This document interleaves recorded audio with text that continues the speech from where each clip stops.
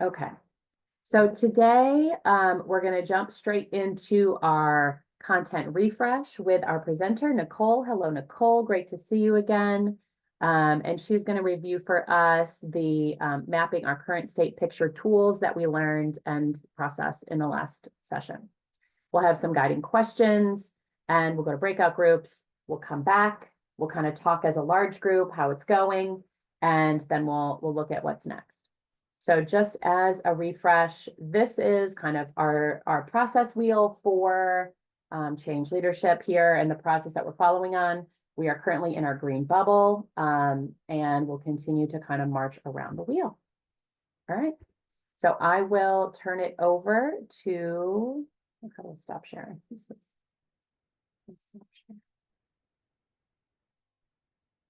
Oh, I'm not sharing, am I? Just make sure I can. Okay. Let me see. So I just have a few, I pulled out a few slides that we had gone over last time. First of all, hi everyone. I'm glad to be back with you. And so I'm excited to kind of hear how you're all thinking about this and the questions you have. So let me just share my screen. I want to go over really high level, and then I wanted to show you kind of what it looks like if we were to combine both process mapping and student journey mapping. So I have an example. Let's see.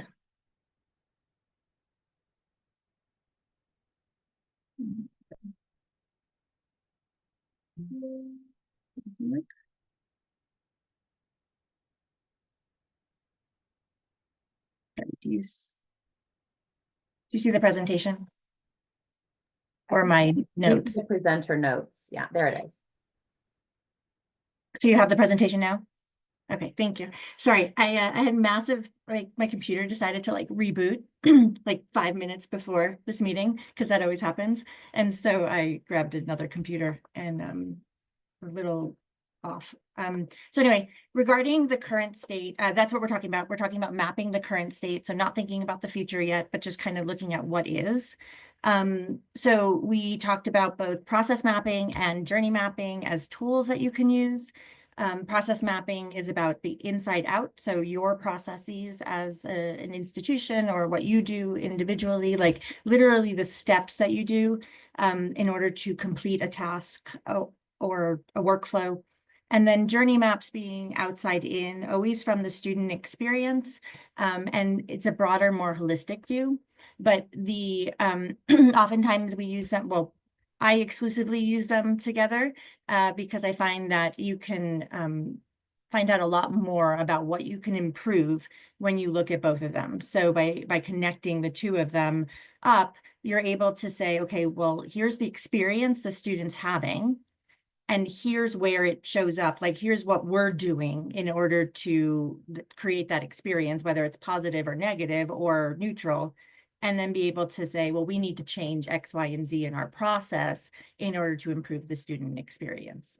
So that's kind of how we generally use them together. But just to kind of go over why we map, we do it to enhance the student, like to enhance student success. We know that if we can identify the current state and then be able to identify improvements or opportunities based on that current state, we have a better roadmap into the future of what we can do. It allows us to then build these, you know, your capstones or your projects around this idea of, well, here's where we are and here's where we want to go. And so how do we get there, right? And I know that other tools that you're learning throughout this process will help you to take that current state and go and build the map of how do you get to what you want for your future state. And so this is a tool that you use. It's not the end.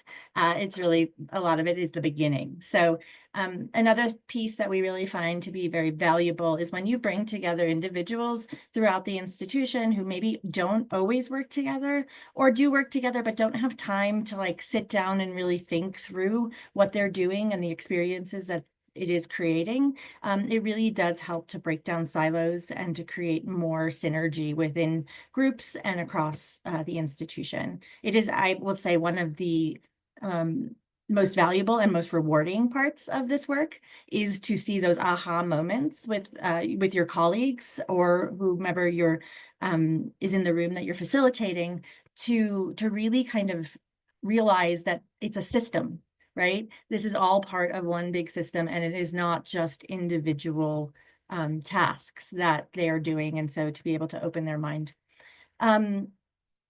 So we talked about the student journey mapping, and whoever mentioned the videos, I can't find you now on here, but I'm glad to hear that you were watching them. I hope that they were valuable, or the other, the toolkit that you received the link to was valuable to you all. There's all of this information is in there. But the journey map looks at personas and stages, actions, touch points, mindset, pain points, opportunities, and it is kind of guided by a goal. I think the biggest piece of these to note is that a journey map should be based on a persona that is based on data. And in that sense, that it is an archetype, but it is a grounded archetype within a student or a student population within your university. And by creating a journey map of that persona, you're really grounding it in the student experience. But we want to make sure that you're talking to students to understand their experience, and that you're making the fewest assumptions. I think I mentioned last time one of the things that I would love to get to is to have a room of students to build these journey maps. And that has not been something that we've been able to do yet. It's really hard to ask students to commit that much time. But the more you can talk to students, the better, and the more grounded you'd get in their real experiences. Just kind of an example of what a persona looks like. Again, surveys are a great way, focus groups are a great way to build these personas. This is an example of a journey map, and I do want to point out the thing that's different, I think, about a journey map than any other kind of mapping is the mindset. So the idea, like, there's an emotional component to how the student or whoever you're mapping would, how the student feels and what they're thinking. And so that is sometimes a little hard for people, and we make assumptions, and that's really where it's important to ground it in how the student actually experiences it. Moving on to process mapping, and I'm going quickly through this because I feel like we went through it, and I think it's better to be able to have these conversations about this and answer your questions. So unlike journey mapping, process mapping is inside out. So it is it is a visual workflow. And I know that Lily had asked me last time to say, like, well, how do you do that? How do you facilitate these things? And I did want to point out with process mapping in particular, if you were to, sorry, hold on. So with process mapping in particular, it's very hard to, it is a process of asking just why and what and where and how and when, right? And so I just wanted to say, like, if you were to do it with sticky notes, you can do it with a Miro board as well, online whiteboarding and stuff. If you were to have up a big white piece of paper, which is what we usually do in sticky notes, you would ask, like, where and who starts this process, right? So somebody in that room will say, oh, this is the start of it, or you might know the start prior. And really the question then becomes, what comes next, right? And that is biggest question on process mapping is, what comes next? Who owns that step? What is happening during that? Like, as much information as you can get. There is a there's like a homework or a pre-work worksheet in the toolkit that is also valuable because it kind of has guiding questions that you're really trying to get the information out of the individuals who are in the room. But every step, it is a question of, and what comes next, right? And who is responsible? And what tools are they using? And that is, and then you go back and say, okay, what's missing, right? Like, did we capture everything? Are we sure we did? And it might sound a little tedious, but it is a process of exploration and kind of uncovering of things that you don't think of day to day. And so you always have to kind of go back and say, well, did we miss something? Think about the actual steps that you take. Not just the student comes in, and I send them an email after they leave, right? Like the student comes in, then what do? I have a conversation with them. I show them X resources. I have them fill out X form, and that, right? So it's that kind of detailed where you're asking. So I just wanted to kind of go through a little bit of like the way that I approach process mapping in particular. I know that there's, I think there's a little bit more guidance on the journey mapping of kind of how you do that, and I'm happy to talk through that. But I know that we went through process mapping pretty quickly. So um, oh, I'm all unorganized. So going back to student journey mapping for a second. And this is really true for both process mapping and journey mapping, is always start with a purpose, right? Like you need to know what you're like, why you're mapping and what you're mapping, or it will get kind of all over the place and to just too big really for you to manage. Base it on reality, collaborate effectively, resist the urge to design. So this has to do with you're not creating solutions, right? Like, and this is one of the biggest things on process mapping and journey mapping when you're doing it for the current state, is that you are not creating solutions, you're uncovering opportunities that solutions can then be identified against. And so and I think that that's a really important part, because you don't want to jump to the solutions, because if you do that, you're not going to really know what, like, you're not going to be sure that you're actually addressing the root cause or what the reason is that the problem exists in the first place. So common journey missteps, and this is the case for both process mapping and journey mapping, is oversimplification, right? So going through that process and you can broaden it after, like when you're like creating the map itself, you can decide, well, this step isn't necessary, or I don't want to get to that level of detail, but having it to begin with is going to be important. You won't know what to include or what not to include unless you have that data point. And so it's better to have more information on a process map and a journey map than less. You can then pare it down. I think we talked a lot of this. One of the other things is really not using internal jargon, right? Because that is not student-centered language, and you want to make sure that you are practicing this, you know, what you ultimately want to create, which is a student-centered experience or opportunity. Going back to process mapping, sorry, I was pulling these from all different ones and they all look the same. The headers, I should probably change the colors. Just about process mapping, again, it's about common language and the way that you can use it, the way that I've seen it used or have used it is around, you know, streamlining student services, you know, around processes, efficiency, cost savings. A lot of time process maps will come in. Regarding how to process map, this is pretty basic. Define the process, collect the data, map the process, review and validate, and improve the process. And I think for the most part, this is something that applies to pretty much any map that you do. And so it's not just process mapping, but you like understanding that you have the most important thing is kind of having a box or a structure in which you are going to map a beginning and an end. Because if you don't, like I said, that is one of the biggest kind of problems that I see exist, is that it just gets overwhelming and people just abandon it, right? For both journey mapping and process mapping. So how is it used together? And these are just kind of the use cases. And I know that I had pulled some examples, and hopefully that was helpful last time to think about how you can use it. But journey mapping is used to understand the student's perspective, identify moments that matter emotionally, build empathy, and then to find those opportunities between what a student expects and what they're actually experiencing. Where process mapping is about understanding how work flows through your institution, operational efficiencies.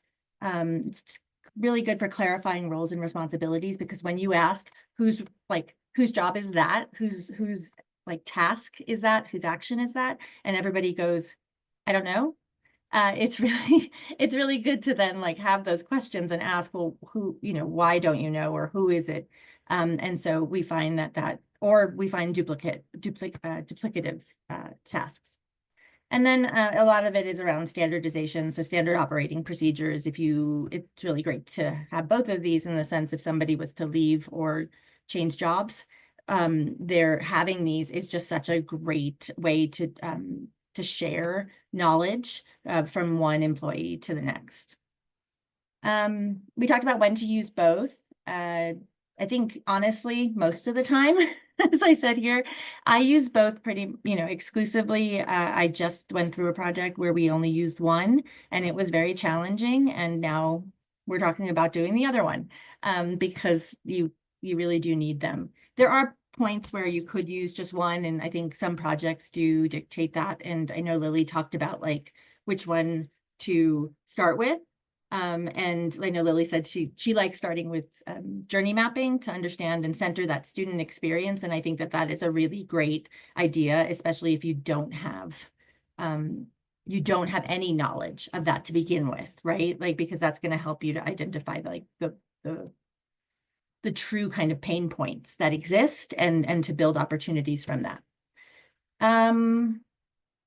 So we talked a little bit about this and how it shows up in a improvement cycle. So you're going to map the journey, then prioritize in the sense that, and this comes back to like what Lily was talking about a little bit before, like you're not going to complete all of your, like what you find, like you're not going to address everything that you find right away within a very short period of time, right? Like you're going to have to make decisions about what goes first and what's more important and what's the impact. And a lot of times we use prioritization matrices. So around impact and effort, a lot of times we'll use that to kind of see which ones, there's some quick wins. Usually we like to identify quick wins and then also projects that have, some really significant impact.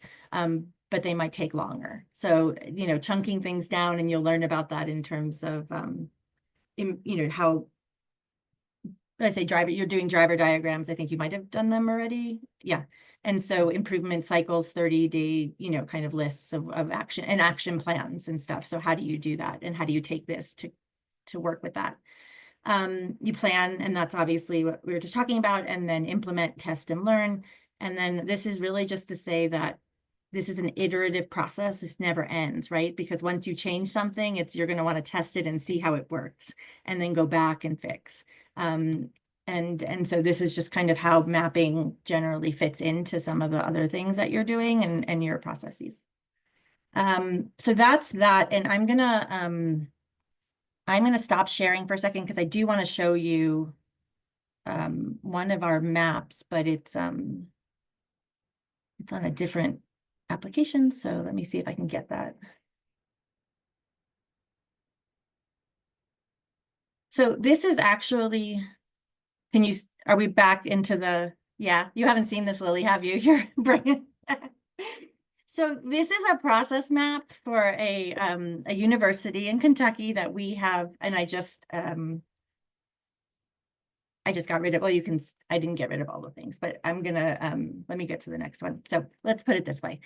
It's for Kentucky State University. We did a project with them. This is a undergraduate roadmap from,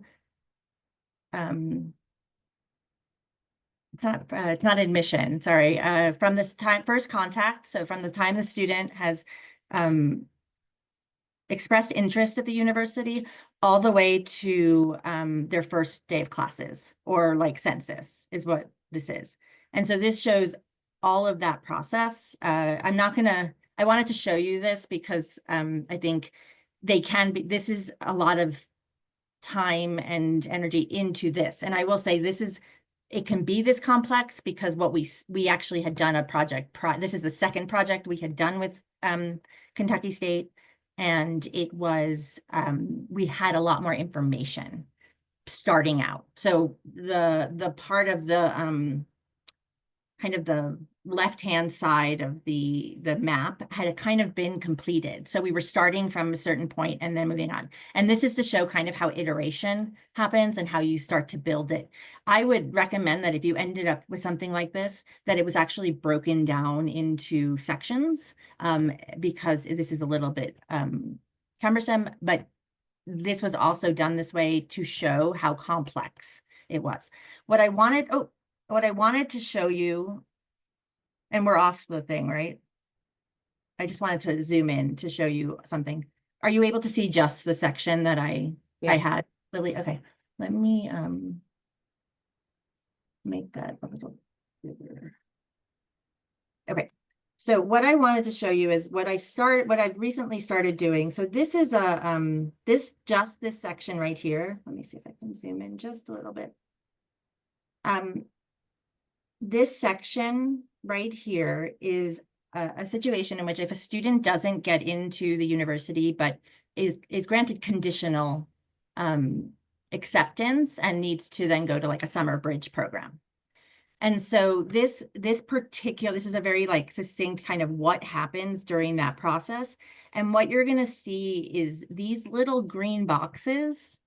They're the student experience, right? There's what's happening. So we start to kind of pinpoint, and Lily, you haven't seen this because this is kind of the evolution of some of the work that we've been doing.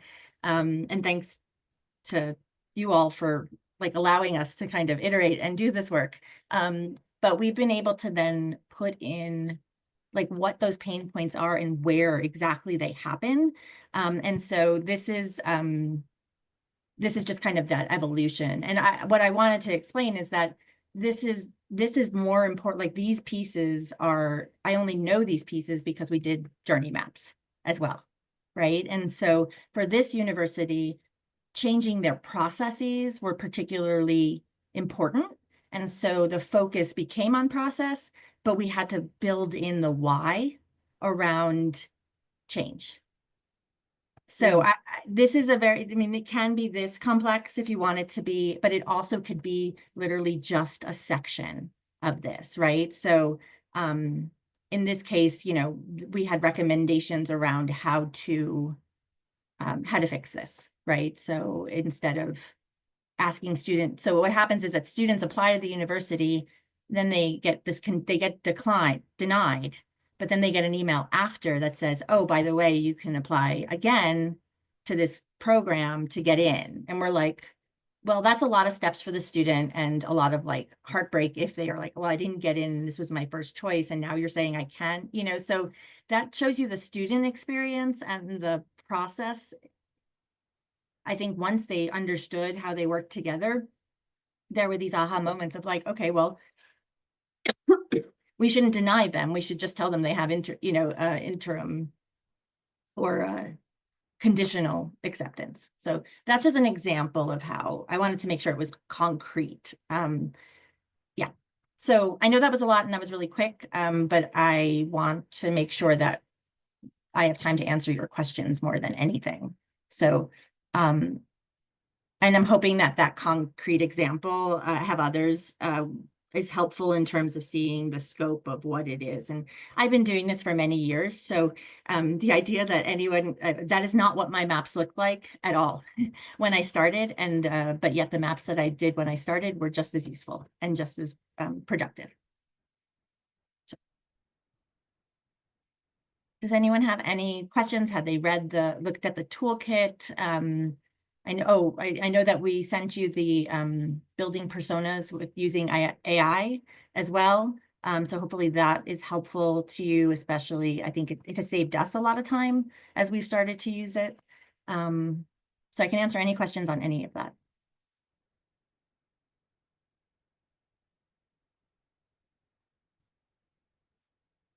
Let's see, chat, sorry.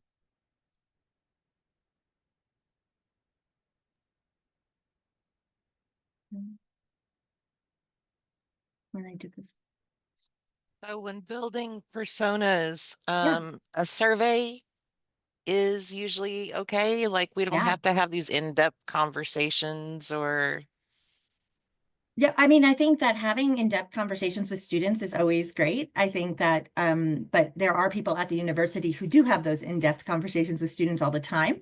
right. And so making sure that they're in the room as well is very helpful. But as I always do, unless a university or college has a lot of qualitative data that they can provide me, I do a survey. And I believe in the toolkit, there is a sample survey. Now it is for adult learners in that case, but I think it can give you an idea of the kinds of questions that you can ask. So you don't have to start from scratch. Awesome. Thank you.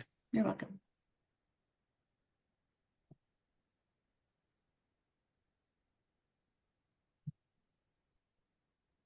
I think Jane said I love flowcharts, but that is a lot. Sorry, that is that is a lot. It is the most comprehensive one we have, which is why I showed it to you, because it is the one that has both the journey map and the process mapping together. And it's I like that. Cool. Yep. I think that we'll probably, if we give some time for breakout rooms, and then when we come back together, some more questions will hopefully have emerged as people are thinking through where might this work in my project design. We'll have more time to kind of think through some of the steps, and if people have questions, we'll get back to that too. All right, so I'm just gonna share for a second. Maybe not quite yet.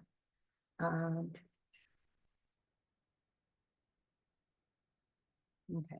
Lily, I'm also I'm happy if you want. I could pop into different breakout rooms if Perfect. it's helpful. Yeah, absolutely. So we'll have about 20 minutes in small group breakouts, and I'll just kind of randomly assign still. But just thinking about these questions, thinking about your aim statement and your primary or secondary drivers, where do you need to better understand the current state picture? So what are those big opportunities where you're like, I would love to maybe look under the hood and really see mapping out like our process, or really better understand the student experience, like thinking about your primary or secondary drivers. What is some of the current state picture that you are still feeling like you would like to learn more about? And then as you think about the tools that Nicole has shared with us, you do not have to use every single one of these tools. Are there any of these tools that might help you really best understand the experience or the work that you're trying to do? So what tools might that be?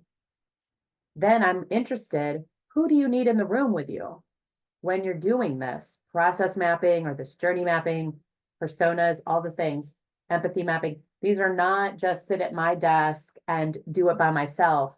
You could start there, but you're definitely going to want to engage your stakeholders.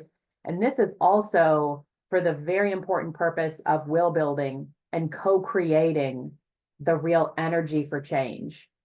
So you might have the silver bullet solution that nobody has ever thought of before, but if you don't have your partnership on board with you, it will be very hard to enact that change.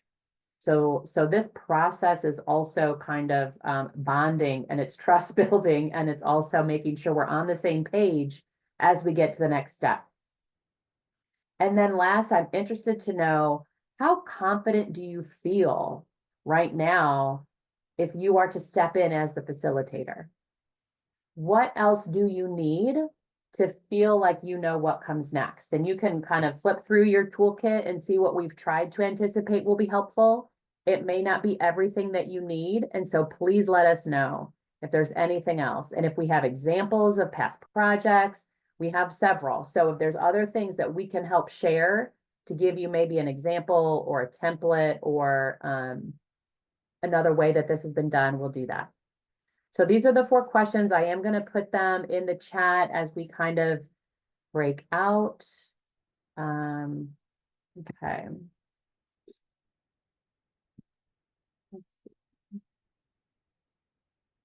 Any thoughts before we head to our rooms?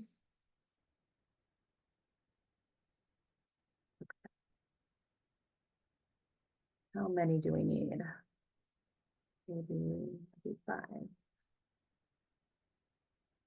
Hey, everybody. We'll see you back in 20 minutes.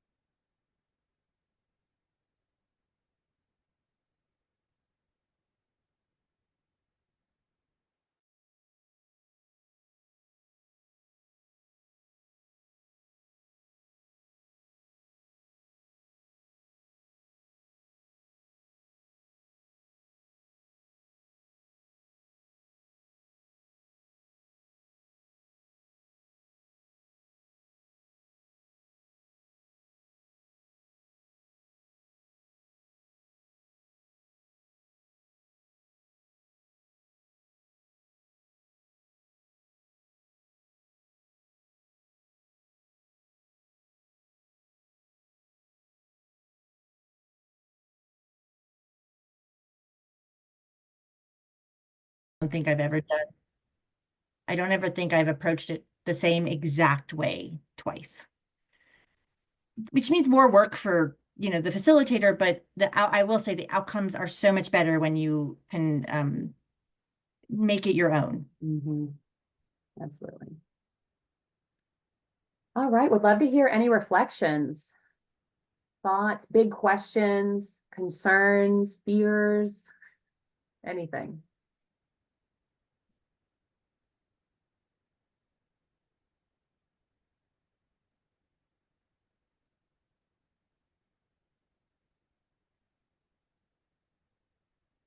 I love the idea of the process map, and I keep trying to think of how I can incorporate this into some of the work, not for this project, but for just work that I'm in at the institution.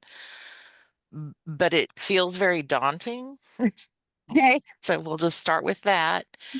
And so I'm struggling with trying to figure out, I think it's that purpose or goal is really the starting point. I kind of like just jumping in and seeing, and so I don't have a goal in mind. I just want to see, and that's why it feels so daunting. So I'm trying to figure out what really is a goal like we can have to start the facilitation of development of a process. So I need help, I guess, really defining a goal. I mean, I guess we're always given tasks, but that's sometimes a little bit Mhm. different. If your goal is just to improve your current state, Yeah. Well, um, Kasha, I what is I think it's good to like have like, okay, we can improve our current state, but what about that current state, right. right? Like is just one piece, right? Like you don't have to boil the ocean. So in thinking about it and chunking it out, right? Like this is where journey maps oftentimes are very helpful. And you can do this even with staff, right? Where are Hmm. those major pain points that you're experiencing? Are people not being able to get things done in time because there's too many steps, right? You can take an approach in that way, right? To say people feel overworked. We know people just are spread thin. Lily mentioned something earlier about, how do you then identify areas for automation or for efficiencies, right? And so that is exactly, so you have this thing and you know that something is happening, right? I would start with the people, right? To understand like what is impacting them. And that's a really great example of how to choose sometimes between which one do you start with. I think if you Hmm. don't know exactly what your goal is, but you know there's something going on, then I would talk to your colleagues, or and kind of try to understand what those barriers are or how they're feeling. I think that might help you to identify then what that goal could be, because we look for Hmm. patterns, right? Right, right. You're not looking to fix one person's, like that's why we don't, you're not looking to fix one student or one No. faculty member's issues, right? You're trying to impact the most amount of students, the most amount of people possible. And so that's why we say talk to as many people as possible, survey, that kind of thing, and look for patterns and themes.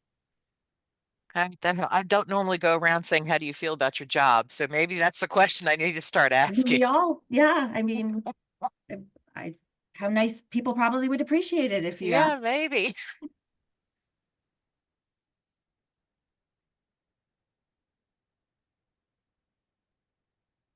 From one of the conversations I was having, it came to my mind that there are some other tools that could be useful to you all. So I put in one link to, it's called the 5 whys. Sometimes when you're not sure if maybe this is something you're familiar with, but if you're not sure what the root cause is, and you're like, wait, I think there's still something else, like trying to still figure out what those obstacles are, it's a valuable tool. I've found it to be valuable.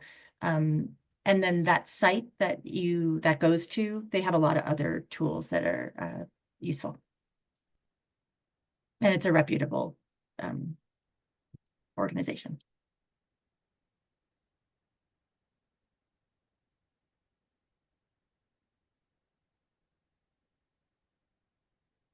Does everybody feel like at this point in the process, they have a pretty good sense of the actual current state picture that they would like to learn more about? That part of your world that you're in the project topic area? Okay. Okay, that's good. So we have a good sense of, and maybe you even have a sense of what you think the current state picture is. But now your value add is going to be engaging your other stakeholders and student experience to have a very robust kind of 360 view of that current state. Okay, I'm seeing some heads nod. So it sounds like, does anybody have any questions about the just maybe facilitation process, the preparation for that? I know in one of the rooms I was in, we talked about these are some busy people. How on earth am I going to get 2 hours on their calendar?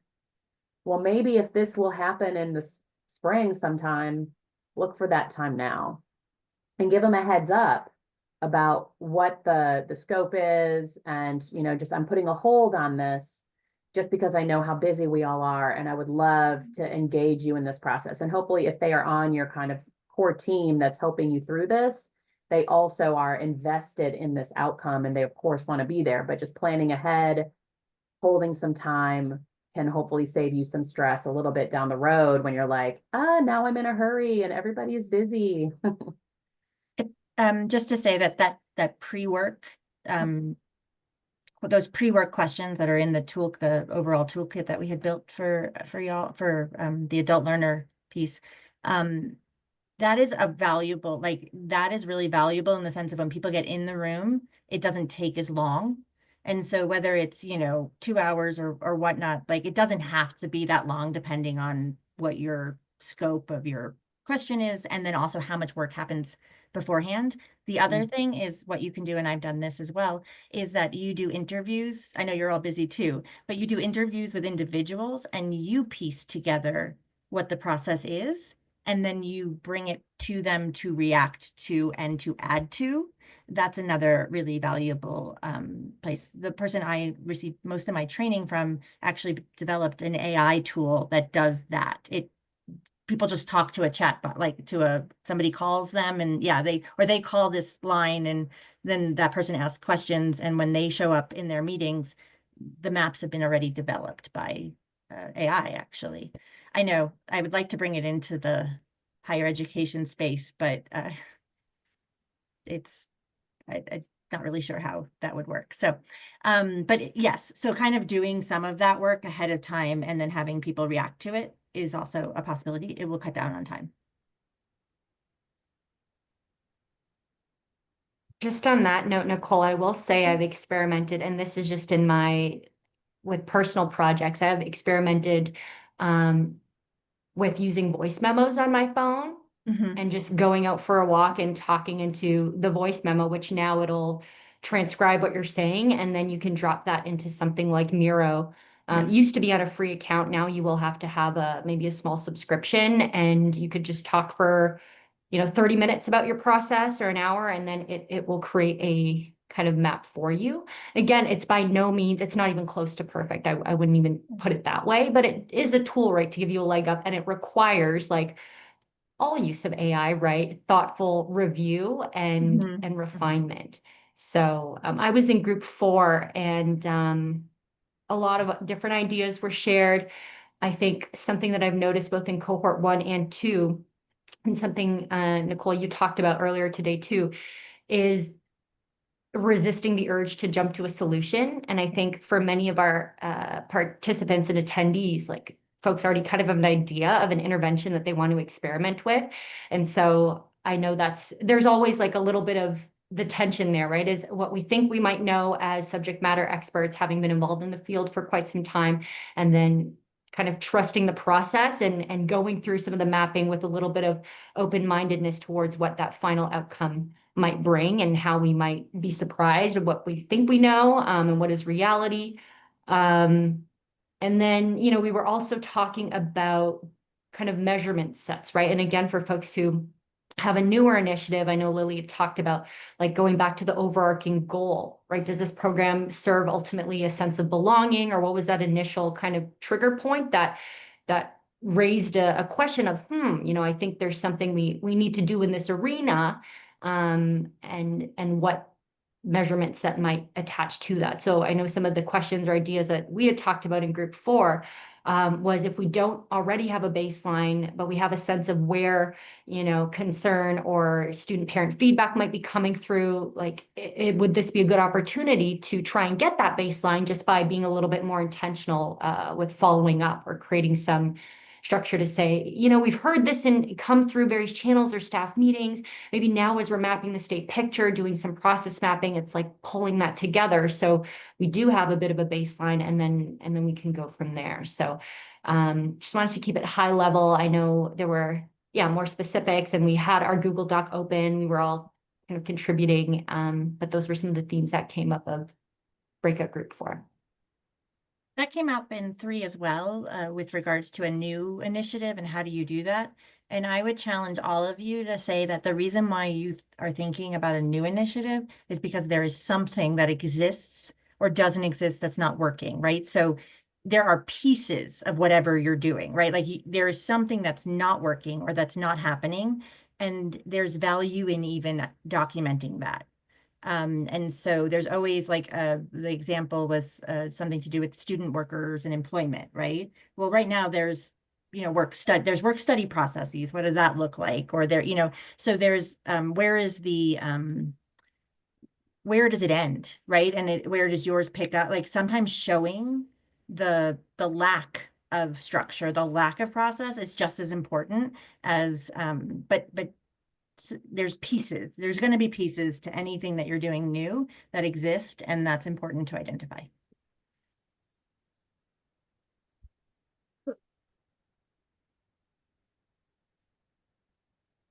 Jeff, do you have anything?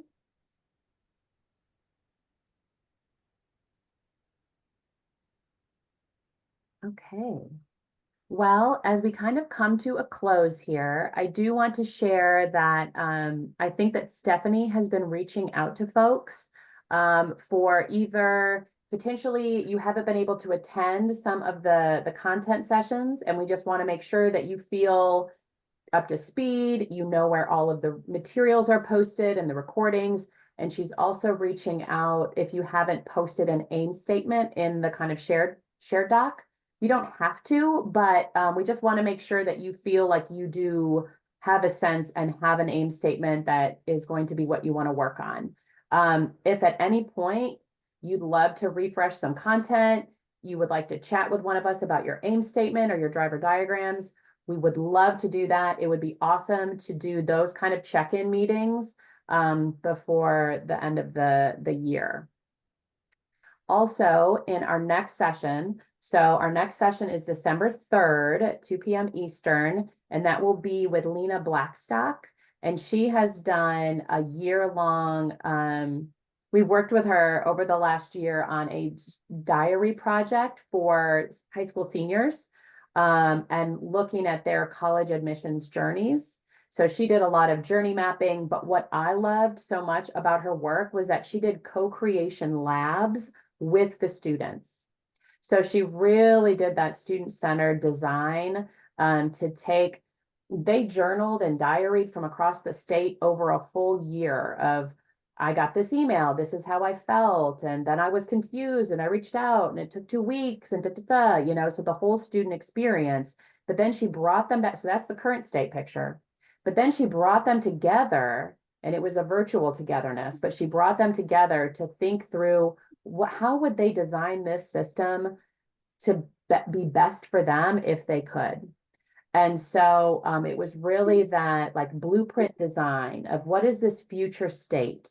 And if we want to listen to any of our stakeholder groups around helping develop that blue sky future state, these are going to be some tools that I think will really help us in doing that.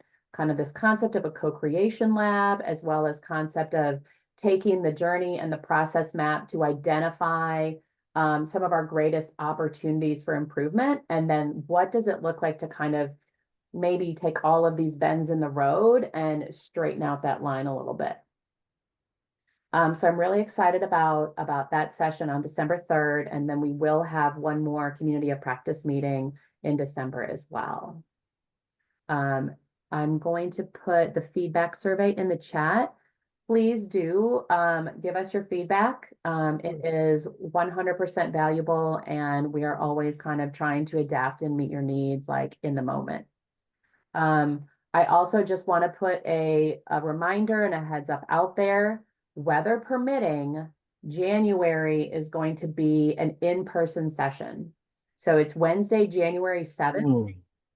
And we're hoping to be all day, kind of 10 to 3 or so at CPE in Frankfurt.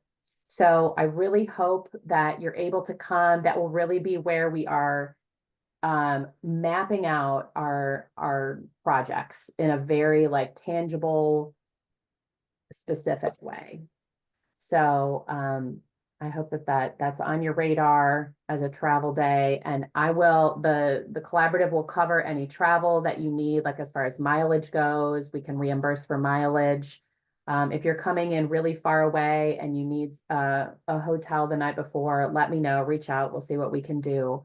But just want to make sure that we all have the opportunity to come together. Okay. Any other final thoughts or questions?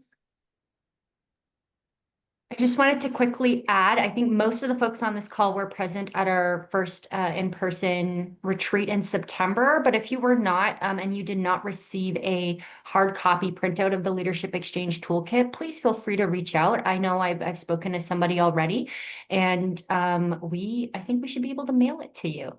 So, oh, thanks, Lily. So yes, that is our gift to you, and we hope it will also facilitate your thinking, reflection, and good work. But just don't hesitate to reach out if we can be of further support. All right. Well, thanks everybody. Have a great rest of your day. Happy Thanksgiving. Travel safe.